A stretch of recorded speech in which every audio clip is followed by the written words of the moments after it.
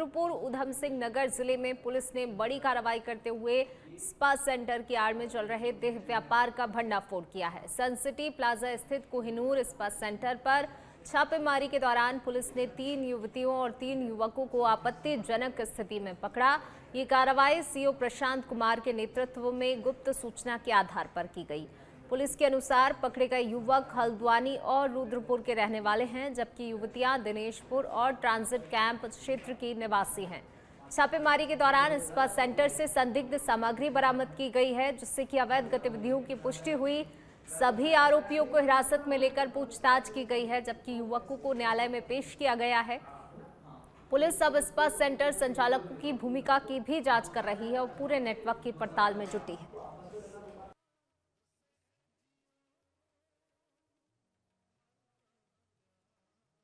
देखिए, ये मामला कोतवाली रुद्रपुर का है। यहाँ पर शहर में कोहिनूर स्पा नामक एक स्पा है, जहाँ पे हमें सूचना प्राप्त हुई थी। उसमें जो जनपद की anti human trafficking unit force है, वो मौके पर गई थी और वहाँ पर रेड किया था। इस कोहिनूर स्पा में हमें कुछ संदिग्ध लोग बरामद हुए हैं, जिनको मौके से हमने जो बरामद किया गया और संदिग्ध परिस्थितियों में उनके खिलाफ आवश्यक कार्रवाई की गई है। उसमें मुकदमा दर्ज किया गया है अनैतिक देह व्यापार अधिनियम में। और मुख्यमंत्री पुष्कर सिंह धामी ने मेडिकल कॉलेज सभागार में आयोजित वरिष्ठ नागरिक सम्मान कार्यक्रम में हिस्सा लेते हुए बुजुर्गों का सम्मान किया और कई महत्वपूर्ण घोषणाएं की। तो वहीं कार्यक्रम के दौरान मुख्यमंत्री ने 15 वरिष्ठ नागरिकों को सम्मानित किया और उनके पैर छूकर आशीर्वाद भी लिया। इस अवसर पर कैबिनेट मंत्री राम सिंह कैड़ा और खजान दास सहित कई जनप्रतिनिधि मौजूद रहे। वहीं मुख्यमंत्री ने घोषणा की है, कोटाबाग में एक बड़ा वृद्धाश्रम बनाया जाएगा और वरिष्ठ नागरिकों की देखभाल के लिए 50 मास्टर ट्रेनर तैयार किए जाएंगे। कार्यक्रम में मुख्यमंत्री ने कहा कि सरकार का उद्देश्य बुजुर्गों को बेहतर सुविधा और सम्मान देना है। इसके साथ ही उन्होंने मानव वन्यजीव संघर्ष को गंभीर मुद्दा बताते हुए इसे रोकने के लिए ठोस कदम उठाने की बात कही है। चारधाम यात्रा को लेकर उन्होंने कहा कि सभी व्यवस्थाएं बेहतर की गई हैं और ये यात्रा पूरी तरह से सुरक्षित और सुगम है। मुख्यमंत्री ने पश्चिम बंगाल और असम के एग्जिट पोल पर प्रतिक्रिया देते हुए कहा कि जनता डबल इंजन सरकार के विकास मॉडल पर भरोसा जता रही है और भाजपा मजबूत सरकार बनाएगी।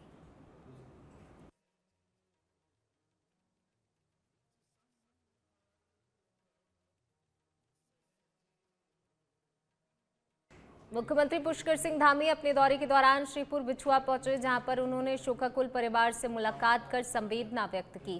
ग्राम सभा श्रीपुर बिछुआ में मुख्यमंत्री ने राम सिंह चड्ढा के आवास पहुंचकर उनकी माता के निधन पर शोक जताया और परिवार को सांत्वना दी। इसके बाद उन्होंने ग्रामीणों से मुलाकात कर उनकी समस्याएं सुनी। ग्रामीणों ने सड़क, पेयजल और अन्य बुनियादी सुविधाओं से जुड़ी हुई समस्याएं रखी, जिस पर मुख्यमंत्री ने मौके पर मौजूद अधिकारियों को समाधान के निर्देश दिए। दौरे के दौरान मुख्यमंत्री ने बच्चों से भी आत्मीय बातचीत की और उनका उत्साहवर्धन किया। इस अवसर पर नितिन सिंह भदौरिया और अजय गणपति सहित कई वरिष्ठ अधिकारी मौजूद रहे।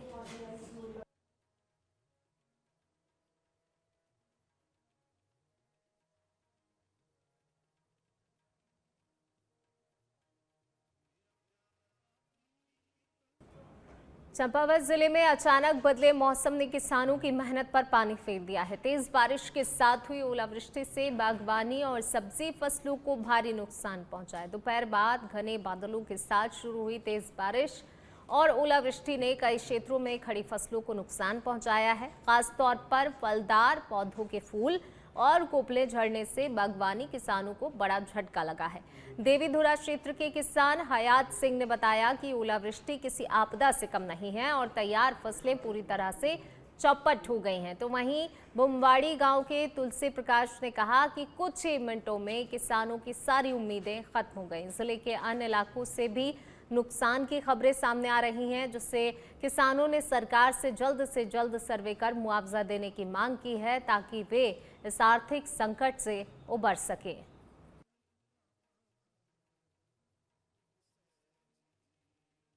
उधम सिंह नगर जिले में प्रशासन और स्वास्थ्य विभाग ने संयुक्त कार्रवाई करते हुए 2 अल्ट्रासाउंड केंद्रों को सीज कर दिया है। सीएमओ डॉक्टर के अग्रवाल के निर्देश पर तहसीलदार गिरीश त्रिपाठी और स्वास्थ्य विभाग की टीम ने किच्छा क्षेत्र में 8 अल्ट्रासाउंड केंद्रों पर छापेमारी की है। जांच के दौरान सूरजमल अस्पताल और छत्रपति साहूजी महाराज हॉस्पिटल में रेडियोलॉजिस्ट अनुपस्थित मिले, जो कि नियमों का उल्लंघन है। इस पर प्रशासन ने दोनों केंद्रों को तत्काल प्रभाव से सीज कर दिया। टीम ने मौके पर दस्तावेजों और संचालन व्यवस्था की जांच की। सीएमओ डॉक्टर अग्रवाल ने कहा कि सीमावर्ती क्षेत्रों में निगरानी और सख्ती बढ़ाई जाएगी और अवैध लिंग चयन और भ्रूण हत्या जैसी गतिविधियों पर पूरी तरह से रोक लगाने के लिए अभियान लगातार जारी रहेगा। 8 केंद्रों पे वो मशीनें चेक की गई, जिसमें 2 मशीनें में फॉल्ट मिला, जिनको कि सील कर दिया गया। बाकी को ठीक मिली हैं। उनको जो भी इंस्ट्रक्शन थे, थोड़ी बहुत कमियां थी, उनको बता दिया गया कि ये अपना सही कर लें। और उसके बाद में क्लिनिकल एस्टेब्लिशमेंट एक्ट के अंतर्गत भी छापेमारी की जा रही है, जिसमें कि क्लिनिक को डॉक्टर अवेलेबल है कि नहीं है या और कोई डॉक्टर चला रहा है, उसकी भी कंटिन्यूस चल रही है। तो ये चलती रहेगी, जिससे कि हमारी जो एमएमआर है वो कम आए और गलत जगह पे लोग आज दिखाने ना जाएं। और अल्ट्रासाउंड सेंटर्स पे भी छापेमारी चलती। मसूरी में शहर में रेहड़ी पटरी कमजोर वर्ग कल्याण समिति द्वारा शहीद स्थल झूला घर पर शासन, प्रशासन और नगर पालिका परिषद की बुद्धि शुद्धि के लिए यज्ञ का आयोजन किया गया। इस दौरान विभिन्न सामाजिक और राजनीतिक संगठनों ने हिस्सा लिया और रेहड़ी पटरी व्यापारियों को पुनः रोजगार देने की मांग उठाई। कार्यक्रम में दर्जनों पुरुष और महिलाओं ने हवन कुंड में आहुति दी और न्याय न मिलने तक आंदोलन जारी रखने की चेतावनी दी। वहीं कांग्रेस नेता उपेंद्र थापली ने कहा कि पिछले 9 महीनों से माल रोड पर पटरी व्यापारी बेरोजगार हैं और प्रशासन ने अब तक कोई भी समाधान नहीं निकाला है। तो वहीं व्यापारी संजय टम्टा ने कहा कि पर्यटन सीजन से पहले ही आजीविका का संकट गहरा गया है। प्रमिला रावत ने सरकार पर सवाल उठाते हुए कहा कि राज्य गठन के 25 साल बाद भी गरीब और मजदूर वर्ग की सुनवाई नहीं हो रही है, जिससे लोग आंदोलन को मजबूर हैं। प्रदर्शनकारियों ने चेतावनी दी है, यदि उनके मांगों पर जल्द ही कार्रवाई नहीं हुई तो आंदोलन और तेज किया जाएगा। जो मसूरी का गरीब तबका है, मसूरी के मजदूर है, उनके द्वारा जिस तरीके से नगर पालिका द्वारा लगातार उनका उत्पीड़न हो रहा है, उसके खिलाफ यहाँ पर आज बुद्धि शुद्धि यज्ञ किया गया। और इस आयोजन का मुख्य जो पर्पस था वो यही है कि किसी भी तरह करके जो ये नगर पालिका की जो हमारी अध्यक्षा है, जिस तरीके के तानाशाही निर्णय ले रहे हैं, मजदूर परेशान है, गरीब परेशान है, गरीबों के चूल्हे नहीं चल रहे हैं, स्कूलों के फीस नहीं जा रही है, तो इस सबको, क्योंकि शहर में केवल एक पूंजीपतियों के काम हो रहे हैं और जो आम शहर का वो। खबरों में आगे बढ़ेंगे, बात करेंगे टिहरी की, जहां घनसाली थाना क्षेत्र के सांखरी गांव में हुए पूनम राणा हत्याकांड में पुलिस ने बड़ी कार्रवाई करते हुए मृतका के पति और ससुर को गिरफ्तार कर जेल भेज दिया है। एएसपी चंद्रमोहन सिंह ने बताया 26 अप्रैल को बनौली निवासी शिव सिंह बिष्ट की शिकायत पर दहेज उत्पीड़न और हत्या का मामला दर्ज किया गया था। जांच में पर्याप्त साक्ष्य मिलने पर पुलिस ने मृतका के पति गौरव राणा और ससुर कुंवर सिंह को गिरफ्तार कर न्यायालय में पेश किया, जहां से दोनों को ही जेल भेज दिया गया। तो वहीं सास अनीता देवी की भूमिका को लेकर भी जांच जारी है। पुलिस के अनुसार पोस्टमार्टम रिपोर्ट में मौत का कारण फांसी बताया गया है, लेकिन दहेज उत्पीड़न और संदिग्ध परिस्थितियों को देखते हुए मामले की गहन जांच की जा रही है। गौरतलब है कि 25 अप्रैल की रात सांखरी गांव में 22 वर्षीय विवाहिता पूनम राणा का शव संदिग्ध हालत में मिलने से इलाके में सनसनी फैल गई थी। पुलिस ने निष्पक्ष जांच का भरोसा दिलाते हुए दोषियों के खिलाफ सख्त कार्रवाई की बात कही है। दिनांक 26/4/2026 को वादी श्री शिव सिंह द्वारा अपनी पुत्री को दहेज के लिए प्रताड़ित करना और उनको मारने के संबंध में उनके पति गौरव, सास अनीता देवी और ससुर कुंवर सिंह के विरुद्ध अभियोग में पंजीकृत कराया गया था। इस संबंध में कल दिनांक 29/4 को कुंवर सिंह और उनके पति गौरव सिंह को अरेस्ट करके उनका रिमांड लेके उनको न्यायालय से रिमांड लेके अभिरक्षा में जेल भिजवा दिया गया है। और इसमें पीएम रिपोर्ट भी प्राप्त हो चुकी थी। पीएम रिपोर्ट में काउज ऑफ डेथ हैंगिंग है। और इसमें ऊधम सिंह नगर जिले में साइबर ठगी के बढ़ते मामलों के बीच पुलिस ने बड़ी कार्रवाई करते हुए बैंक खाते किराए पर देने वाले 2 युवकों को हिरासत में लिया है। दिल्ली पुलिस की टीम ने गदरपुर थाना क्षेत्र में दबिश देकर 2 युवकों को गिरफ्तार किया। आरोप है इनकी बैंक खातों का उपयोग साइबर ठगी से जुड़े करोड़ों रुपए के लेन देन में किया गया है। पुलिस के अनुसार आरोपी खाता उधार दो और कमीशन लो जैसे लालच में आकर अपने बैंक खाते दूसरों को इस्तेमाल करने देते थे, जिसके बदले उन्हें मोटी रकम मिलती थी। अब यही नेटवर्क जांच के दायरे में है। अजय गणपति ने बताया, जिले में साइबर अपराध से जुड़े हुए मामलों में लगातार बाहरी राज्यों की पुलिस की कार्रवाई बढ़ रही है, जो इस नेटवर्क की गहराई को दर्शाता है। उन्होंने लोगों से अपील की है, किसी भी स्थिति में अपना बैंक खाता या व्यक्तिगत वित्तीय जानकारी किसी अन्य व्यक्ति को ना दें, क्योंकि ऐसा करना कानूनन अपराध है। फिलहाल पुलिस इस पूरे नेटवर्क की जांच में जुटी हुई है और अन्य संदिग्ध खातों की भी पड़ताल की जा रही है।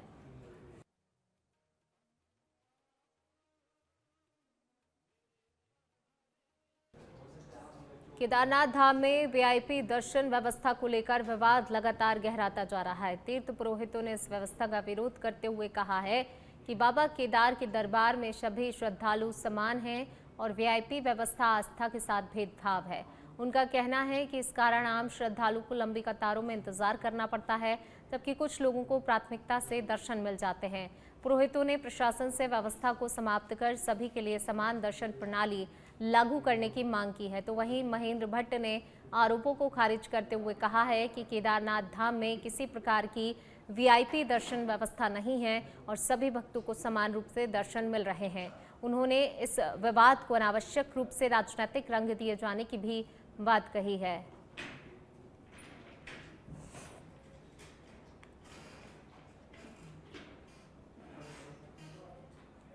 चंपावत की धरती एक बार फिर गौरवान्वित हुई है, जहां वरिष्ठ शिक्षाविद और समाजसेवी डॉक्टर भुवन चंद जोशी को उत्तराखंड सरकार द्वारा प्रतिष्ठित वरिष्ठ नागरिक सम्मान से सम्मानित किया गया। ये सम्मान उन्हें हल्द्वानी स्थित सुशीला तिवारी ऑडिटोरियम में आयोजित समारोह में मुख्यमंत्री पुष्कर सिंह धामी के द्वारा स्मृति चिन्ह और प्रशस्ति पत्र भेंट कर प्रदान किया गया।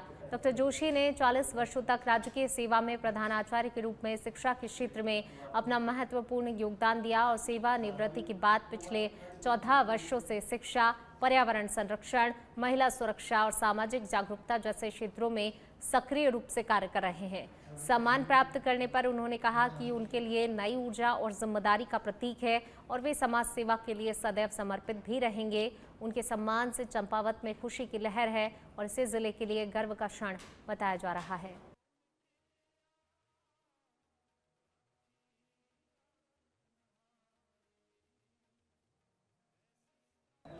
श्री केदारनाथ धाम में तीर्थयात्रियों की रिकॉर्ड भीड़ के बीच नगर पंचायत केदारनाथ ने स्वच्छता अभियान में बड़ी सफलता हासिल करते हुए यात्रा के पहले सप्ताह में करीब 1000 किलो प्लास्टिक वेस्ट एकत्रित कर कॉम्पैक्ट किया है। धाम को प्लास्टिक मुक्त रखने के लिए 3000 वर्ग फीट क्षेत्र में मटेरियल रिकवरी फैसिलिटी स्थापित की गई है। यहाँ प्लास्टिक, कांच, टिन और अन्य कचरे की अलग अलग श्रेणियों में छटाई की जा रही है। नगर पंचायत की कॉम्पैक्ट मशीन प्लास्टिक बोतलों को गठरी में बदल रही है। धाम में 2 शिफ्ट में सफाई व्यवस्था संचालित की जा रही है।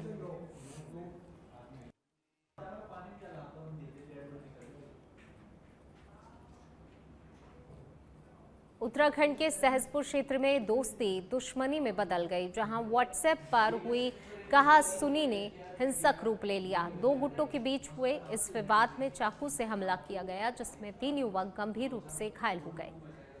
पुलिस ने इस मामले में 5 आरोपियों को गिरफ्तार कर लिया है। 26 अप्रैल की शाम शीतला नदी पुल के पास कार सवार युवकों को रोककर उन पर लाठी डंडों और धारदार हथियारों से हमला किया गया। इस हमले में 3 युवक गंभीर रूप से घायल हुए, जिनमें एक के सिर पर चाकू से वार किया गया। घटना का वीडियो सोशल मीडिया पर वायरल होने के बाद पुलिस सक्रिय हुई। वरिष्ठ अधिकारियों के निर्देश पर टीम गठित कर 28 अप्रैल को 5 आरोपियों को गिरफ्तार कर लिया गया। पुलिस ने आरोपियों की निशानदेही पर वारदात में इस्तेमाल चाकू भी बरामद किया है। जांच में सामने आया, आरोपी और घायल पहले आपस में दोस्त थे, लेकिन व्हाट्सएप ग्रुप में हुई कहासुनी के बाद दोनों गुटों में जमकर विवाद हुआ। धमकी भरे मैसेज, ऑडियो के बाद विवाद खूनी झड़प में बदल गया। गिरफ्तार आरोपियों में मंजीत, पीयूष, विकास और विक्की, सूरज, अर्जुन सिंह शामिल है। सभी को कोर्ट में पेश किया जा रहा है।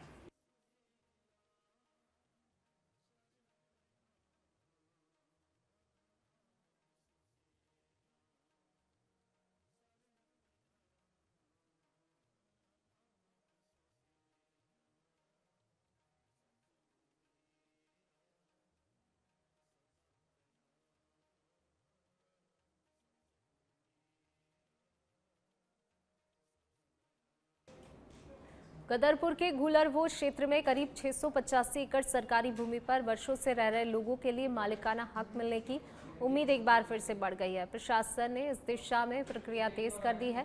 गदरपुर क्षेत्र के गुलरभोज में लंबे समय से सरकारी भूमि पर रह रहे लोगों को मालिकाना हक दिलाने को लेकर प्रशासनिक स्तर पर कार्रवाई तेज हो गई है। इस संबंध में अपर जिला अधिकारी कौस्तुभ मिश्रा गुलरभोज नगर पंचायत कार्यालय पहुंचे, जहां पर उन्होंने राजस्व, वन और सिंचाई विभाग के अधिकारियों के साथ महत्वपूर्ण बैठक ली।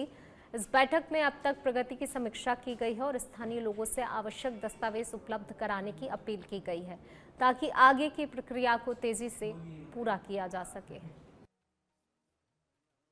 इसमें कोपा और एक दो गांव और है यहाँ पे। ये बहुत ही महत्वपूर्ण विषय है। यहाँ पे खासकर जब हरिपुरा जलाशय बना था तो उससे कुछ लोगों को विस्थापित किया गया था। उस विस्थापन के क्रम में कुछ भूमि जो फॉरेस्ट की थी और उसके रिकॉर्ड में दर्ज नहीं हो पाई थी, उसी को लेके ये प्रकरण चल रहा है। इसमें कैसे सकारात्मक रूप से लोगों के जो राइट उनके हैं उनको कैसे मिल सकते हैं, या किस प्रकार से विभिन्न विभागों के बीच जो समव्यवहार हुआ था, खासकर सिंचाई विभाग और फॉरेस्ट के बीच समस्त दस्तावेजों का परीक्षण करना है और दस्तावेजों के परीक्षण के उपरांत जो भी नियमानुसार कार्रवाई होगी वो शासन के लिए प्रस्तावित की जाएगी। नहीं, देखिए, लोगों को डॉक्यूमेंट्स देने, आज जन सुनवाई का एक, क्योंकि कोई भी कमेटी जब गठित की जाती है और इस तरीके के महत्वपूर्ण प्रस्ताव भेजे जाते हैं तो उसमें हमारा एक कर्तव्य होता है कि विभिन्न जनप्रतिनिधियों से भी संवाद किया जाए, लोगों से संवाद किया जाए। उसी संवाद के क्रम में आज हम लोग यहाँ उपस्थित हुए हैं। जहाँ तक विषय दस्तावेजों का है तो मैंने पहले भी अपील की थी कि लोगों को किसी प्रकार के दस्तावेज खोजने या किसी प्रकार के आवेदन देने की कोई औपचारिक आवश्यकता नहीं है। देखिए, गुलरभोज डाम के जो विस्थापित लोग हैं, जिन्होंने गुलरभोज डाम को बसाने के लिए अपनी वर्ग 1 का की जमीन दी और उस जमीन के बदले में उस समय की सरकार ने इनको लगभग कहा जाए उससे आधी जमीन यानी लगभग 685 एकड़ जमीन दी, लेकिन उस जमीन का भी इनको मालिकाना हक नहीं मिला, यानी उस जमीन पर रहने के बावजूद वो जमीन के मालिक नहीं है। और विषय बहुत गंभीर है। अगर इन्हें उस जमीन पर कोई लोन लेना है या वो जमीन बेचनी है तो वो बेच नहीं सकते, ना उस पर लोन। देहरादून में मसूरी देहरादून विकास प्राधिकरण यानी कि मसूरी देहरादून विकास प्राधिकरण ने अवैध निर्माण और प्लॉटिंग के खिलाफ बड़ा अभियान छेड़ रखा है। प्राधिकरण की कार्रवाई से अवैध निर्माण करने वालों में हड़कंप मचा हुआ है। एमडीडीए द्वारा प्राधिकरण क्षेत्र में अवैध निर्माण और प्लॉटिंग के खिलाफ लगातार सख्त अभियान चलाया जा रहा है। सेक्टरवार टीमों का गठन किया गया है। रोजाना निरीक्षण कार्रवाई सुनिश्चित की जा रही है। प्राधिकरण के निर्देशों पर मेहुवाला, माफी, राजपुर, जाखर और कुठाल गेट डोईवाला क्षेत्रों में बड़े स्तर पर कार्रवाई की गई है। संयुक्त सचिव गौरव चटवाल के आदेशों के तहत कई स्थानों पर सीलिंग और ध्वस्तीकरण भी किया गया है। जाखन जौहड़ी रोड क्षेत्र में एसबीआई के पास बने एक अवैध बहुमंजिला भवन को सील किया गया है, तो वहीं कुठाल गेट क्षेत्र में भी अलग अलग मामलों में अवैध निर्माणों पर कार्रवाई करते हुए उन्हें सील कर दिया गया है। इसके अलावा मेहुवाला माफी क्षेत्र में लगभग 15 से 20 बीघा भूमि पर की जा रही अवैध प्लॉटिंग पर बुलडोजर चलाया गया है।